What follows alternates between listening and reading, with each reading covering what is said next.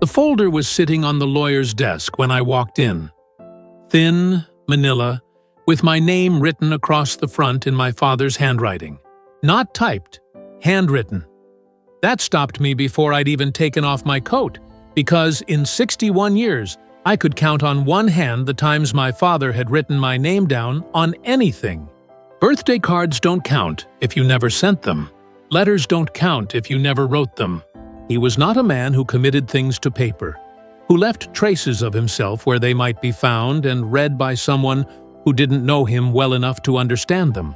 So, to walk into that office, a small, overheated room above a dry cleaner's in a town I barely knew, and see a plain manila folder with my name on it in his block lettering, those careful, upright letters he always made, like a man who had learned to write late and wanted to do it properly, was something I was entirely unprepared for. And the lawyer, who was younger than my son and wore a tie that was slightly too wide for the current fashion, looked up from his papers and said quite simply, "Your father was very specific about this." My father's name was Gerald. Most people called him Ger. He was a quiet man, not shy, not cold exactly, but economical in a way that went beyond personality and into something closer to philosophy. He used words the way some people use good plates, only when the occasion called for it. And even then, he'd rather you used your own. He had large hands, I remember that. Hands that looked as though they ought to belong to a man who built things, who worked with wood or stone. Though he spent most of his adult life in insurance, and the most physical demand it ever made on him was carrying a briefcase up 3 flights of stairs. He smelled of a particular soap, Green Bar, slightly medicinal, a brand I have never been able to identify in a shop since, but recognize instantly when I encounter it, which happens rarely now. When it does, I always stop. He left when I was 14, not in the middle of the night, not with shouting or broken crockery, or any of the dramatic gestures that at least leave a child with something solid to be angry about, something to point at and say, "There, that is the moment everything changed." He simply began to disappear. One week he was at the dinner table every evening, cutting his food into the same even pieces he always made, asking my mother about her day in the same mild way he always asked, and then he was there 4 nights out of 7, and then 3, and then 1. And then one evening, I came home from school, and my mother was standing in the kitchen with her back to me, looking at the wall with an expression I didn't yet have a word for, and I understood without asking that he wouldn't be coming back. I was 14. I put my school bag down on the floor. I went upstairs and did my homework. I don't know what else I was supposed to do. We saw him on alternate Saturdays for the first 2 years, my sister and I, standing on the pavement outside the house at the agreed time, waiting for the green Vauxhall. He was always precisely on time. That is the thing I have remembered most clearly about those Saturdays in the decades since. He was never late. Not once. The car would appear at the end of the road at the exact moment it was supposed to, and he would get out and nod at us in that way he had. Not quite a smile, but something adjacent to warmth. And we would get in the back, and the car would smell of his soap and the boiled sweets he kept in the cup holder. And we would drive somewhere neutral, a park, once a museum, once a bowling alley that had seen far better days, and spend 3 or 4 hours being careful with each other. Then he would drop us home, and we wouldn't speak of him during the week. That was just the way of it. I've thought about those Saturdays many times over the years, and what I've come to believe is that his punctuality was deliberate. That for a man who didn't know how to say the things that needed saying, who couldn't find a way back into a household he'd already left, being precisely on time was the closest he could get to saying, "I am here. I am still here." It cost him something to show up every second Saturday to a pavement where his children stood waiting, knowing what they thought of him and unable to explain himself. And he showed up anyway, every time, on the dot. I understand that better now than I did at 14. I'm not sure it changes anything, but I understand it. There was one Saturday I've thought about more than the others. I must have been 15 or 16. It was one of the later ones when the pattern was already thinning. He took us to a small coastal town, an hour's drive, somewhere neither of us had been before.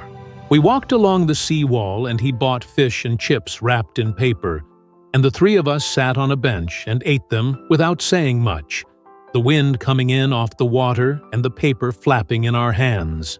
My sister asked him at some point whether he was happy, the way teenagers ask things, flatly, almost as a challenge, and he was quiet for a long moment before he said, "I'm managing." Just that. Not yes, not no. I'm managing. I thought at the time it was an evasion, the kind of answer adults give when they don't want to be honest with children. I've since come to think it was the most honest thing he ever said in my presence. He was managing. That was the full truth of it. And he gave it to us plainly, and we were too young to receive it that way.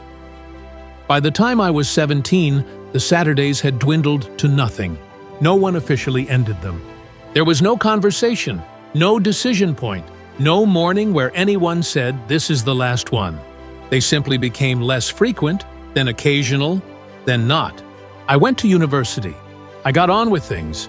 I was young enough, just barely, to convince myself that getting on with things was all this was: a practical adjustment to a change in circumstances, and not the particular ache of growing up with a father-shaped space where something warm should have been.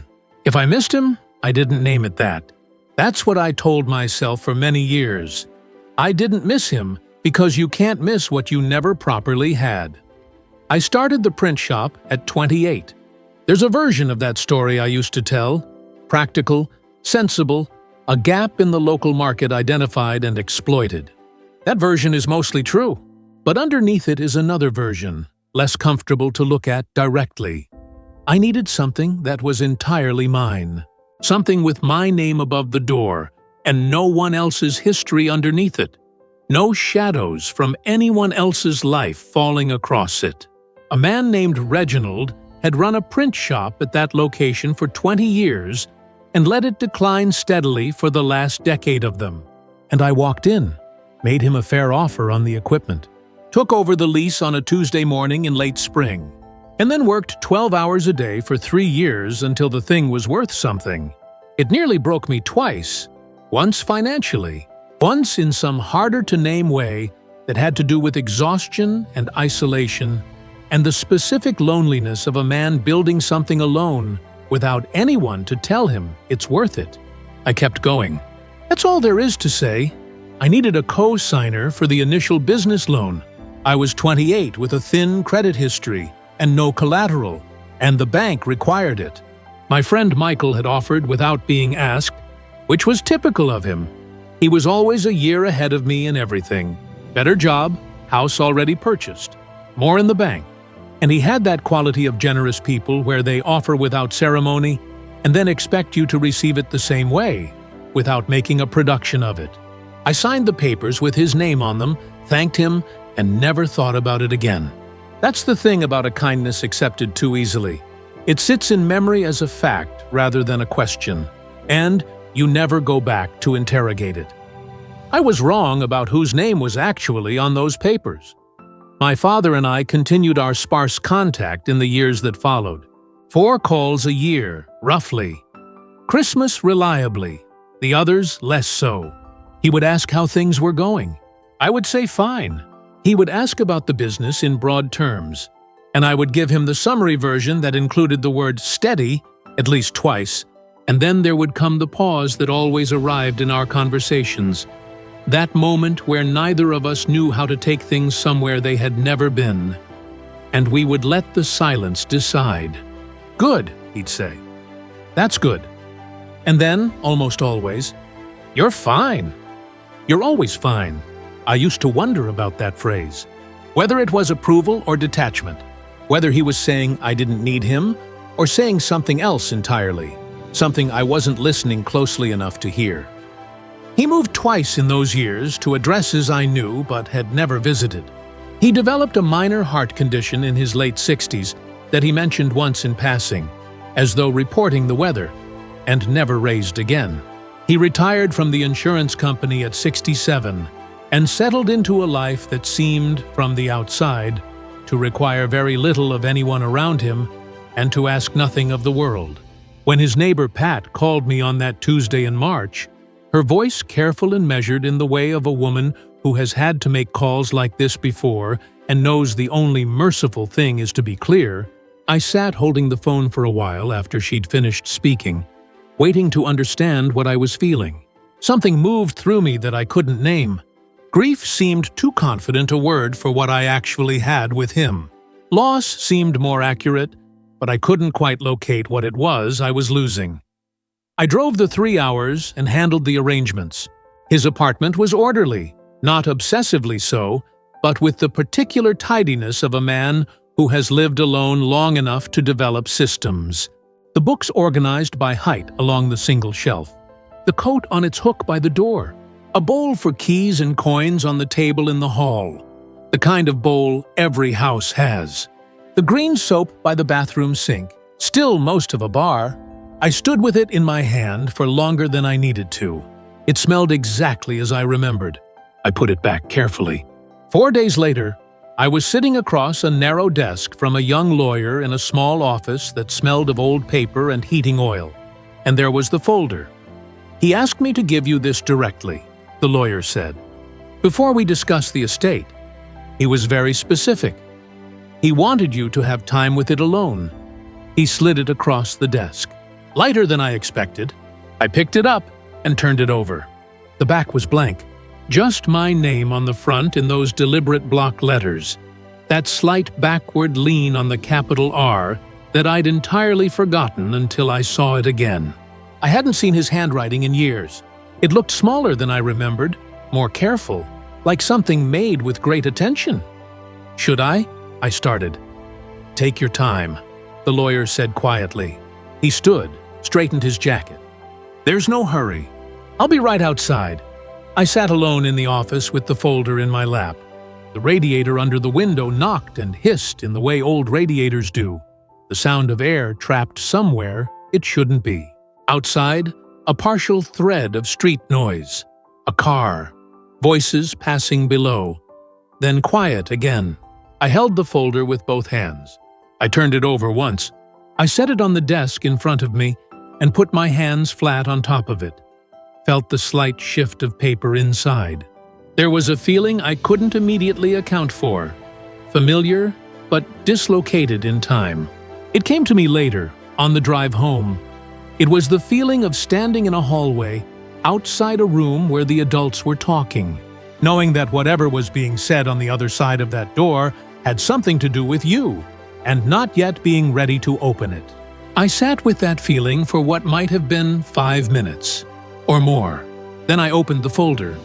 The first thing I found was the letter. 1 page, both sides, handwritten in dark blue ink that had faded slightly at the margins as though it had been written some time ago and then kept sealed, waiting. Beneath it was a stack of photocopied papers, perhaps 30 pages, held together with a small binder clip. I set the stack to one side and held the letter. He had not begun with a greeting. No salutation, no dear. He had simply begun with a date. June 14th, 1987. I looked at that date for a long moment. I hadn't consciously thought about June 14th, 1987 in many years, but somewhere beneath the ordinary surface of daily memory it was stored. The way certain dates are, not recalled so much as recognized. The way you recognize the face of someone you haven't seen since childhood. June the 14th, 1987 was the day I signed the paperwork for the business loan. The day a loans officer with a coffee smell and a mild manner shuffled papers for 20 minutes and then pushed a form toward me and asked me to confirm that the co-signer's details were correct. I had looked at the name. I had seen what I expected to see. I had signed without reading carefully because I was 28 and eager and grateful, and not yet the kind of man who reads the small print on things that have been given to him. The letter said, "It was me. I signed as your friend because I knew you wouldn't accept it from me." I put the letter face down on the desk. I didn't fold it. I just turned it over so the writing was against the wood. I pushed back the chair and went to the window. The car park below was half empty. Ordinary afternoon light on the tarmac, someone unloading boxes from a van with the slow, methodical movements of someone on their third trip. I watched them until they went back for another load. Then I returned to the desk. He had written, "I want to explain what came after, because I think you have a right to know it, and because I have been carrying it for a long time and would prefer not to take it with me." The loan had gone into default in 1994. I set the letter down when I read that. Held still. 1994. That year lives in my body the way certain years do. The ones that ground you down to something essential and then asked you to continue. The two large clients who pulled their contracts within 6 weeks of each other for reasons entirely outside my control. A ripple from broader contractions in the economy that I was too small to absorb. The press that broke down in October. The main one, the good one, and the repair bill that arrived like a verdict. The 4 months during which I barely slept, during which I sat in the shop after closing and worked through the arithmetic over and over, looking for a version that came out differently, and it never did. I remember Helen bringing me food I didn't eat. I remember sitting at the kitchen table at 2 in the morning with the ledger open and thinking, if this goes, I don't know who I am without it. Not as a dramatic thought. I wasn't given to drama, but as a plain fact, like noticing the weather. The shop was the thing I'd built from nothing and made into something, and the idea of losing it was not a financial fear so much as an existential one. And then, somehow, it had steadied. A consolidation arrangement had appeared that I didn't fully understand, but gratefully accepted. The breathing room had materialized, and I had thought I was lucky. I had thought sometimes things work themselves out. They don't work themselves out. Someone works them out. The letter said he had contacted the creditors directly that summer. Not as my father. The letter was specific on this point, emphatic even, as if it mattered to him that I understood he hadn't used that. But, as a private individual with an interest in the business's continued operation, he had negotiated. Over 18 months, he had made arrangements I never saw, signed agreements I never knew existed. He had, stated plainly in the same level tone used throughout the letter, sold his car in November of 1994 in order to make a lump payment that moved the account to a workable position. November 1994. I tried to remember whether I had spoken to him that autumn, whether there had been a call, something said in passing. I couldn't find it. I had been in the middle of a crisis he had made invisible to me, and he was selling his car and telling no one. I didn't cry. I want to be accurate about that, because I've thought about it since. What I felt in that moment wasn't grief. It was something more like the physical sensation of a room rearranging itself around you. The walls moving a fraction, the floor slightly different underfoot.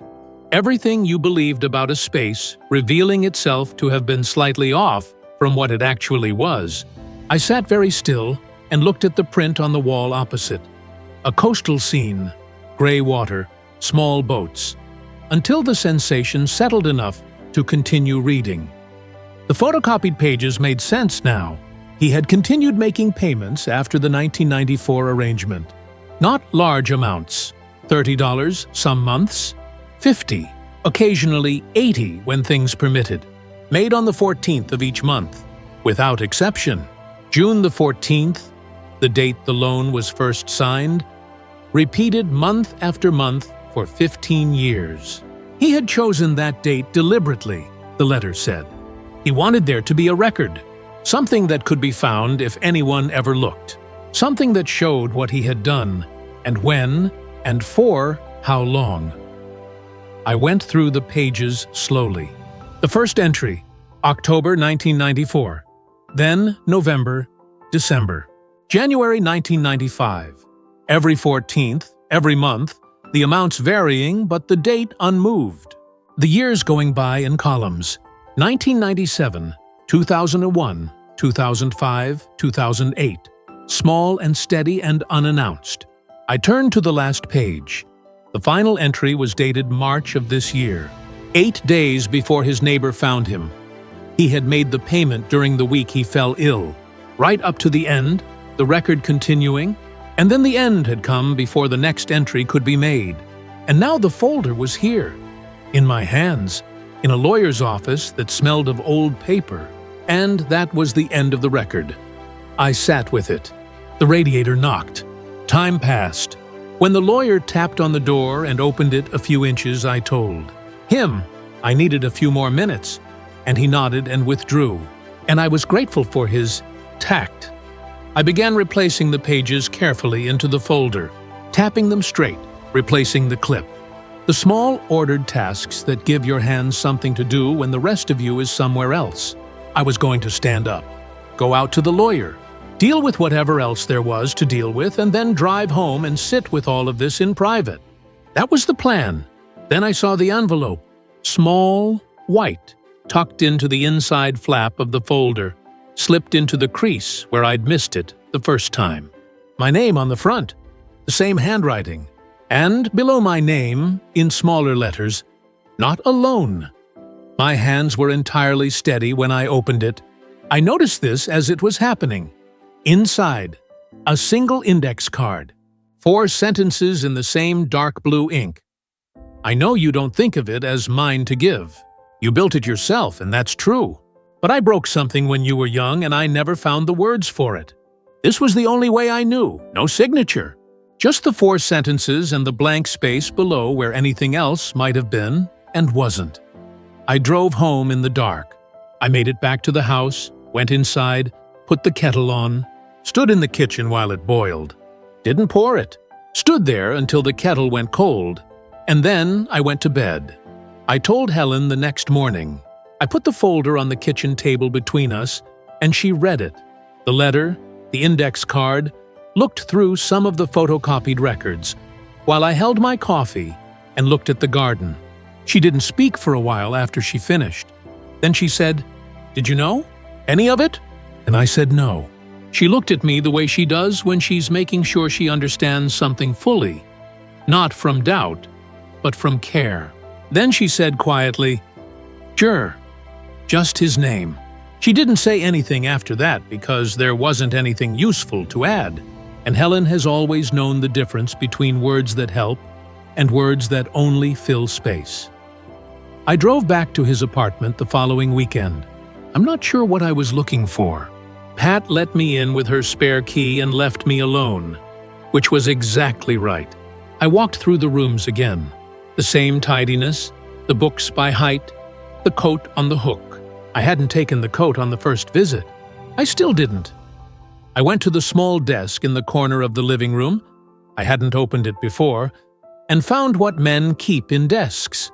Stamps, a broken pen, a watch with a dead battery, bank statements in labeled folders, an address book with very few entries. In the back of the second drawer, underneath some old insurance documents, I found a photograph. A snapshot, slightly overexposed. It was of me. I was standing outside the print shop, 10 years ago, maybe 12, talking to someone just outside the frame, not looking at the camera. I don't remember the moment. I don't know how he had it. Someone must have taken it and sent it to him, or he found a way to obtain it himself. I have no way of knowing. I stood at that desk for a long time, holding a photograph of myself that had been kept in a drawer I'd never opened by a man I spoke to 4 times a year. Then I put it in my jacket pocket and drove home. In the weeks since I've been going back over things, a phone call 6 or 7 years ago comes back to me most often. I'd had the best quarter the business had ever recorded. Genuinely exceptional. The kind of numbers that vindicate years of decisions made under uncertainty. And I'd sat in the office after everyone left and picked up the phone and called him. I don't know why. I almost never called him. He answered on the second ring. I told him about the quarter, the numbers, the 2 new people I was planning to take on. He listened to all of it without interrupting, which was his way. And when I finished, he said, "Good, that's good." A pause. And then, "You know it's yours, don't you? All of it." I thought he meant the business. I thanked him and shifted to something else, and the call ended in the usual way. I hadn't thought about that line again until now. You know it's yours. All of it. A man who had made payments on the 14th of every month for 15 years, who had sold his car in November and said nothing, who had a photograph of me in his desk that I didn't know existed. You know it's yours. As if the question he was answering was not one I'd asked aloud, but one he'd been carrying for years.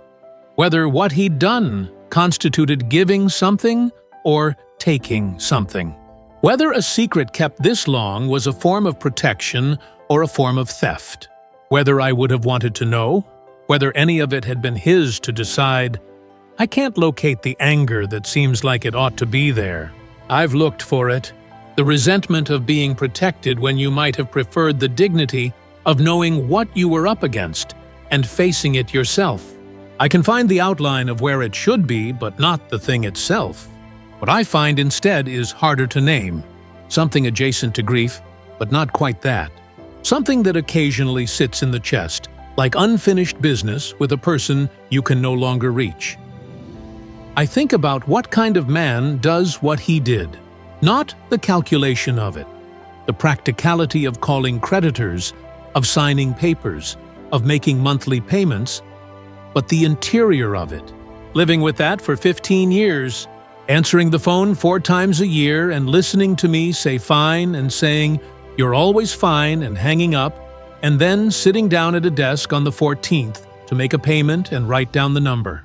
Not once letting it slip. Not once needing the recognition badly enough to say something. That kind of silence takes a particular discipline. I'm not sure I could manage. I have a son of my own, 33, works in a city 2 hours north of us. We talk more than my father and I talked.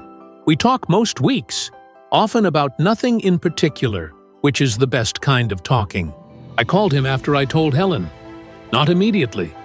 I sat with it for another week, turning it over, deciding what could be said and what was mine to give. When I did call, I told him the broad shape of it, that his grandfather had done something quietly for 30 years that none of us knew about, and that I'd found out after the funeral. He listened without interrupting. He gets that from someone, I suppose.